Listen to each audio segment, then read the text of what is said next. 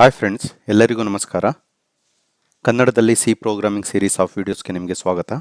ಇವತ್ತಿನ ಈ ಸಂಚಿಕೆಯಲ್ಲಿ ನಾವು steps involved in compilation process ಅಂದರೆ ಒಂದು ಸಿ ಪ್ರೋಗ್ರಾಮ್ನ ನೀವು ಕಂಪೈಲ್ ಮಾಡಿದಾಗ ಯಾವುದೆಲ್ಲ ಸ್ಟೆಪ್ಸು ಬ್ಯಾಕ್ಗ್ರೌಂಡಲ್ಲಿ ಪರ್ಫಾರ್ಮ್ ಆಗುತ್ತೆ ಅಂತ ತಿಳ್ಕೊಳ್ಳೋಣ. ಈ ಪರ್ಟಿಕ್ಯುಲರ್ ಸ್ಟೆಪ್ಸ್ನ ಅರ್ಥ ಮಾಡ್ಕೊಳೋದ್ರಿಂದ ನಿಮಗೆ ಒಂದು ಓವರಾಲ್ ಹೇಗೆ ಒಂದು ಪ್ರೋಗ್ರಾಮ್ನ ನಾವು ರನ್ ಮಾಡ್ತಿರೋಂಥ ಕಂಪ್ಯೂಟರಲ್ಲಿ ಹೇಗೆ ಅದು ಹೈ ಲೆವೆಲ್ ಪ್ರೋಗ್ರಾಮ್ನ ಮಷಿನ್ ರೀಡಬಲ್ ಕೋಡ್ ಆಗಿ ಕನ್ವರ್ಟ್ ಮಾಡುತ್ತೆ ಮತ್ತು ಯಾವೆಲ್ಲ ರೀತಿ ಡಿಫ್ರೆಂಟ್ ಆಪ್ರೇಷನ್ ಬ್ಯಾಕ್ ಎಂಡಲ್ಲಿ ಆಗುತ್ತೆ ಅಂತ ನಿಮಗೆ ಗೊತ್ತಾಗುತ್ತೆ. ಬನ್ನಿ ಫ್ರೆಂಡ್ಸ್, ಇವತ್ತಿನ ಈ ವಿಡಿಯೋ ಶುರು ಮಾಡೋಣ.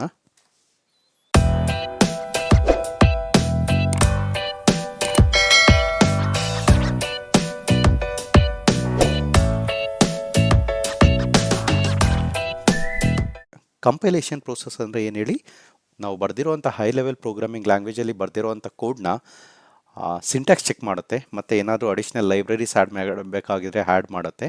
At the same time it will convert into a last format which is understandable by the processor. ನಾವು AMD ಪ್ರೊಸೆಸರ್ ಇರ್ಬೋದು, ಇಂಟೆಲ್ ಪ್ರೊಸೆಸರ್ ಇರ್ಬೋದು, ಯಾವುದೇ ಒಂದು ಪ್ರೊಸೆಸರ್ ಯೂಸ್ ಮಾಡ್ತಿದ್ರು ಕೂಡ ಆ ಪ್ರೊಸೆಸರ್ ಸ್ಪೆಸಿಫಿಕ್ಕಿಗೆ ಕೋಡ್ನ ಕನ್ವರ್ಟ್ ಮಾಡುತ್ತೆ. ಸೊ ದಟ್ ನಾವು ಪ್ರೋಗ್ರಾಮ್ ರನ್ ಮಾಡಿದಾಗ ಜನ್ರೇಟ್ ಆಗಿರೋವಂಥ ಬೈನರಿ ಕೋಡ್ ಇರ್ಬೋದು, ಯಾವುದೇ ಒಂದು ಕೋಡು ಆ ಪ್ರೊಸೆಸ್ ಜೊತೆ ಇಂಟ್ರ್ಯಾಕ್ಟ್ ಮಾಡಿ ನಮಗೆ ಔಟ್ಪುಟ್ ಕೊಡುತ್ತೆ.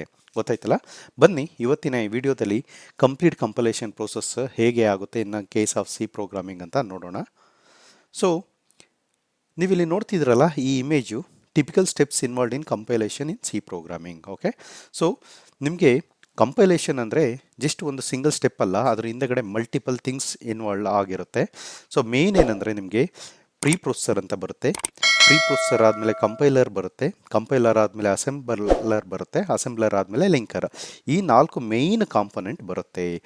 ನಾವು ಬರೆದಿರೋ ಸೋರ್ಸ್ ಕೋಡು ಎಕ್ಸಿಕ್ಯೂಟಬಲ್ ಫೈಲ್ ಆಗಿ ಕನ್ವರ್ಟ್ ಆಗೋದಕ್ಕೆ ಈ 4 ಇಂಪಾರ್ಟೆಂಟ್ ಫಂಕ್ಷನಾಲಿಟೀಸ್ ಬರ್ತಾ ಹೋಗುತ್ತೆ, ಅಥವಾ they play their own role. ಓಕೆನಾ? ನಾವು ಬರೆದಿರೋಂಥ high level C programming code ultimately executable file ಆಗಿ ಕನ್ವರ್ಟ್ ಆಗುತ್ತೆ. ಗೊತ್ತಾಯ್ತಲ್ಲ?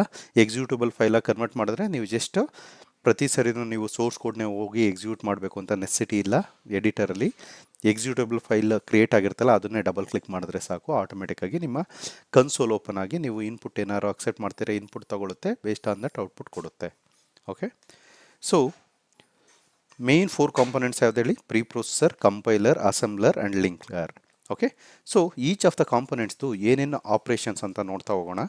ನಾವು ಬರೆದಿರೋಂಥ ಸೋರ್ಸ್ ಕೋಡ್ ಇದೆಯಲ್ಲ, ಆ ಸೋರ್ಸ್ ಕೋಡು ನಾವು ಕಂಪೈಲರ್ನ ಅಥವಾ ಕಂಪೈಲೇಷನ್ನ ಸ್ಟಾರ್ಟ್ ಮಾಡಿದ ತಕ್ಷಣ ಏನಾಗುತ್ತೆ ಅಂದರೆ ನಮ್ಮ ಸೋರ್ಸ್ ಕೋಡು ಪ್ರೀ ಪ್ರೊಸೆಸರ್ಗೆ ಎಂಟ್ರ್ ಆಗುತ್ತೆ, ಅಥವಾ ಪ್ರೀ ಪ್ರೊಸೆಸರ್ಗೆ it will act like an input. ಬರೆದಿರುವಂಥ ಸೋರ್ಸ್ ಕೋಡು ಪ್ರೀ ಪ್ರೊಸೆಸರ್ಗೆ ಇನ್ಪುಟ್ ಆಗುತ್ತೆ. ಪ್ರೀ ಪ್ರೊಸೆಸರ್ ಏನೇನು ಕೆಲಸ ಮಾಡುತ್ತೆ ಅಂದರೆ, ನಾವೇನಾದ್ರೂ ಕಮೆಂಟ್ಸ್ ಬರೆದಿದ್ರೆ ಕಮೆಂಟ್ಸ್ನ ರಿಮೂವ್ ಮಾಡುತ್ತೆ, ಮತ್ತು ಯಾವ್ದಾದ್ರು ಮ್ಯಾಕ್ರೋಸ್ ಇದ್ದರೆ ಆ್ಯಸ್ ಡಿಫೈನ್ ಫಂಕ್ಷನ್ ಯೂಸ್ ಮಾಡಿಕೊಂಡು ಅಥವಾ ಆ್ಯಸ್ ಡಿಫೈನ್ ಅಂತ ನೀವು ಬರೆದುಬಿಟ್ಟು ಗ್ಲೋಬಲ್ ಕಾನ್ಸ್ಟೆಂಟ್ನ ಡಿಕ್ಲೇರ್ ಮಾಡ್ಬೋದು. ಆ ಮ್ಯಾಕ್ರೋ ಯಾವ್ದಾರ ಇದ್ದರೆ ಅದನ್ನು ರೀಪ್ಲೇಸ್ ಮಾಡುತ್ತೆ. At the same time if you are using any include files ಇದೆಯಲ್ಲ, ಇನ್ಕ್ಲೂಡ್ studio.h ಇರ್ಬೋದು, conio.h ಇರ್ಬೋದು, ಯಾವುದೇ ಒಂದು ಹೆಡರ್ ಫೈಲ್ಸ್ ಯೂಸ್ ಮಾಡಿದ್ರೆ ಆ ಹೆಡರ್ ಫೈಲ್ಸ್ನ ರಿಮೂವ್ ಮಾಡುತ್ತೆ. ರಿಮೂವ್ ಮಾಡಿಬಿಟ್ಟು it will replace with a respective content. ಓಕೆನಾ? ಸೊ ಪ್ರೀ ಪ್ರೊಸೆಸರ್ ಕಂಟೆಂಟ್ ಏನು ಹೇಳಿ, ಅದಕ್ಕೆ ಇನ್ಪುಟ್ ಏನಾಗುತ್ತೆ, ಸೋರ್ಸ್ ಕೋಡು ಇನ್ಪುಟ್ ಆಗಿ ಆ್ಯಕ್ಟ್ ಆಗುತ್ತೆ. ಇನ್ಪುಟ್ಟಿಂದ ಅದೇನು ಮಾಡುತ್ತೆ, ಅನ್ವಾಂಟೆಡ್ ಕಮೆಂಟ್ಸ್ನ ರಿಮೂವ್ ಮಾಡುತ್ತೆ, ಮತ್ತು ಇಟ್ ವಿಲ್ ಎಕ್ಸ್ಪ್ಯಾಂಡ್ ದ ಮ್ಯಾಕ್ರೋಸ್ ಮತ್ತು ಎಕ್ಸ್ಪ್ಯಾಂಡ್ ದ ಇನ್ಕ್ಲೂಡ್ ಫೈಲ್ಸ್. ಈ ಪ್ರೀ ಪ್ರೊಸೆಸರ್ ಸ್ಟೆಪ್ ಆದಮೇಲೆ ನಿಮಗೆ ಏನು ಸಿಗುತ್ತೆ ಅಂದರೆ, ಒಂದು ಪ್ರೀ ಪ್ರೊಸೆಸ್ಡ್ ಕೋಡ್ ಬರುತ್ತೆ. ಆ ಪ್ರೀ ಪ್ರೊಸೆಸ್ಡ್ ಕೋಡ್ನ ನೆಕ್ಸ್ಟ್ ನಾವು ಏನಕ್ಕೆ ಕಳಿಸ್ತೀವಿ ಅಂದರೆ ಕಂಪೈಲೇಷನ್ ಸ್ಟೆಪ್ಪಿಗೆ ಕಳಿಸ್ತೀವಿ, ಅಥವಾ ಕಂಪೈಲರಿಗೆ ಕಳಿಸ್ತೀವಿ. ಈ ಕಂಪೈಲರ್ ಇನ್ಪುಟ್ ಏನಿದೆ, ಪ್ರೀ ಪ್ರೊಸೆಸ್ಡ್ ಕೋಡ್ ಇದೆ, ಈ ಕಂಪೈಲರ್ದು ಔಟ್ಪುಟ್ ಏನು ಬರುತ್ತೆ ಅಂದರೆ ನಿಮಗೆ ಅಸೆಂಬ್ಲಿ ಕೋಡ್ ಬರುತ್ತೆ. ಗೊತ್ತಾಯ್ತಲ್ಲ? ಈ ಅಸೆಂಬ್ಲಿ ಲೆವೆಲ್ ಕೋಡ್ ಅಂದರೆ ನಿಮಗೆಲ್ಲ ಗೊತ್ತೇ ಇದೆ. It is intermediate code which can be read by programmers. English readable ಫಾರ್ಮ್ಯಾಟಲ್ಲಿರುತ್ತೆ. ಕರೆಕ್ಟ್ ಅಲ್ವಾ? It will be further converted into zeros and ones. Okay, ಈ ಅಸೆಂಬ್ಲಿ ಕೋಡ್ ಏನಿದೆಯಲ್ಲ, ಅಸೆಂಬ್ಲಿ ಕೋಡ್ನ ನಾವು ಅಸೆಂಬ್ಲರ್ಗೆ ಪಾಸ್ ಮಾಡ್ತೀವಿ. ಅಸೆಂಬ್ಲರ್ ಅಂತ ನೆಕ್ಸ್ಟ್ ಕಾಂಪೊನೆಂಟ್ ಬರುತ್ತೆ, ಇಂಪಾರ್ಟೆಂಟ್ ಕಾಂಪೊನೆಂಟು. ಅಸೆಂಬ್ಲಿ ಕೋಡ್ನ ನಾವು ಪಾಸ್ ಮಾಡಿದಾಗ ನಮಗೆ ಮಷಿನ್ ಕೋಡ್ ಜನರೇಟ್ ಆಗುತ್ತೆ, output of assembler. Machine code ಅಂದರೆ ಏನು ಹೇಳಿ, ಝೀರೋಸ್ ಆ್ಯಂಡ್ ಒನ್ಸ್ ಮಾತ್ರ ಇರುತ್ತೆ. ಓಕೆ ಅಲ್ಲ? It will be in pure binary format. Then once we get this assembler, ಅಥವಾ ಅಸೆಂಬ್ಲರ್ ಔಟ್ಪುಟ್ ಏನು ಬರುತ್ತೆ, ಮಷಿನ್ ಕೋಡ್ ಬರುತ್ತೆ which will be in pure binary format. ಈ machine code will be further passed into your linker. Linker ಅಂದರೆ ಏನು ಹೇಳಿ, linker will be like it is going to link all the necessary library files ಮಾಡ್ಯೂಲ್ಸ್ನ link ಮಾಡಿ ನಿಮ್ಮ assembly code ಜೊತೆಗೆ ನಮಗೆ executable ಫೈಲ್ನ generate ಮಾಡುತ್ತೆ. ಗೊತ್ತಾಯ್ತಲ್ಲ, ಯಾವುದೇ ಒಂದು ಸಿಂಪಲ್ ಸಿ ಪ್ರೋಗ್ರಾಮ್ ಇರ್ಬೋದು ಅಥವಾ ಕಾಂಪ್ಲೆಕ್ಸ್ ಸಿ ಪ್ರೋಗ್ರಾಮ್ ಇದ್ರೂ ಕೂಡ ಮೇಯ್ನ್ ಒಂದು ಕಂಪೈಲೇಷನ್ ಸ್ಟೆಪ್ಪಲ್ಲಿ ಏನು ಬರುತ್ತೆ, ನಿಮಗೆ 4 ಕಾಂಪೊನೆಂಟ್ಸ್ ಇನ್ವಾಲ್ವ್ ಆಗುತ್ತೆ. Preprocessor, compiler, assembler and linker. ಪ್ರೀ ಪ್ರೊಸೆಸರ್ಗೆ ನಿಮಗೆ ಇನ್ಪುಟ್ ಏನಾಗುತ್ತೆ, ಸೋರ್ಸ್ ಕೋಡ್ ಇನ್ಪುಟ್ ಆಗುತ್ತೆ. ಸೋರ್ಸ್ ಕೋಡ್ನ ಇದು ಮ್ಯಾಕ್ರೋಸ್ ಯಾವ್ದಾರ ಇದ್ದರೆ ಮ್ಯಾಕ್ರೋಸ್ನ ಎಕ್ಸ್ಪ್ಯಾಂಡ್ ಮಾಡುತ್ತೆ. ಪ್ರೀ ಪ್ರೊಸೆಸರ್ ಡೈರೆಕ್ಟ್ರೀಸ್ ಇದ್ದರೆ ಅದನ್ನು ಎಕ್ಸ್ಪ್ಯಾಂಡ್ ಮಾಡುತ್ತೆ, ಕಮೆಂಟ್ಸ್ನ ರಿಮೂವ್ ಮಾಡುತ್ತೆ. ನಿಮಗೆ ಔಟ್ಪುಟ್ ಏನು ಬರುತ್ತೆ, pre processed code.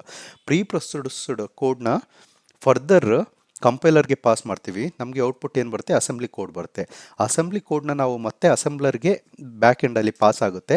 Assembler output ಏನು ಬರುತ್ತೆ ಹೇಳಿ, ಮಷಿನ್ ಕೋಡ್ ಬರುತ್ತೆ. It will be purely binary, zeros and ones. ಈ ಮಷಿನ್ ಕೋಡ್ ಲಿಂಕರ್ಗೆ ಇನ್ಪುಟ್ ಆಗಿ ಪಾಸ್ ಆಗುತ್ತೆ. At the same time if there is any library to be added to make sure ನಿಮ್ಮ machine code executable ಫೈಲಾಗಿ convert ಆಗೋದಕ್ಕೆ ಏನೇನು additional libraries ಬೇಕು specific to operating system ಅದೆಲ್ಲ ಆ್ಯಡ್ ಆಗಿ ನಿಮಗೆ ಎಕ್ಸಿಕ್ಯೂಟಬಲ್ ಮಷಿನ್ ಕೋಡ್ ಆಗಿ ಜನ್ರೇಟ್ ಆಗುತ್ತೆ. At the end of the process, compilation process ಏನು ಬರುತ್ತೆ, ಔಟ್ಪುಟ್ ಎಕ್ಸಿಕ್ಯೂಟಬಲ್ ಫೈಲ್ ಬರುತ್ತೆ. ಗೊತ್ತಾಯ್ತಲ್ಲ. ಹೋಪ್ಫುಲಿ ನಿಮಗೆ ಈ ವಿಡಿಯೋದಲ್ಲಿ steps involved in compilation process in C programming ಯಾವ್ಯಾವ ಸ್ಟೆಪ್ಸ್ ಇನ್ವಾಲ್ವ್ ಆಗುತ್ತೆ ಅಂತ ಗೊತ್ತಾಯಿತು ಅನ್ಕೋತೀನಿ. ಮತ್ತು ಯಾವ್ಯಾವುದು ಇಂಪಾರ್ಟೆಂಟ್ ಕಾಂಪೊನೆಂಟ್ಸ್ ಬರುತ್ತೆ ಅಂತ ಗೊತ್ತಾಯಿತು ಅನ್ಕೋತೀನಿ. ಮುಂದಿನ ವಿಡಿಯೋದಲ್ಲಿ ನಾವು ಪ್ರೀ ಪ್ರೊಸೆಸರ್ ಡೈರೆಕ್ಟಿವ್ಸ್ ಅಂದರೆ ಏನು, ಅದು ಹೇಗೆಲ್ಲ ಯೂಸ್ ಆಗುತ್ತೆ ನಮಗೆ ಪ್ರೋಗ್ರಾಮಿಂಗಲ್ಲಿ ಅಂತ ನೋಡ್ತಾ ಹೋಗೋಣ. ನಿಮಗೆ ಈ ವಿಡಿಯೋ ಇಷ್ಟ ಆಗಿದ್ದಲ್ಲಿ ಲೈಕ್ ಮಾಡಿ, ಶೇರ್ ಮಾಡಿ ಹಾಗೂ ನಮ್ಮ ಯೂಟ್ಯೂಬ್ ಚಾನಲ್ಗೆ ಸಬ್ಸ್ಕ್ರೈಬ್ ಆಗಿ. ಆಲ್ಸೋ ಮುಂದಿನ ದಿನಗಳಲ್ಲಿ ನಿಮಗೆ ಯಾವ ಟಾಪಿಕ್ ರಿಲೇಟೆಡ್ ವಿಡಿಯೋ ಬೇಕು ಅಂತ ನನಗೆ ಈ ವಿಡಿಯೋ ಕಮೆಂಟ್ ಸೆಕ್ಷನ್ನಲ್ಲಿ ಕಮೆಂಟ್ ಮಾಡಿ ತಿಳಿಸಿ. ಸೊ ದಟ್ ನಾನು ನಿಮಗೋಸ್ಕರ ವಿಡಿಯೋ ಮಾಡಿ ಅಪ್ಲೋಡ್ ಮಾಡ್ತೀನಿ. Thank you so much friends. ಧನ್ಯವಾದಗಳು.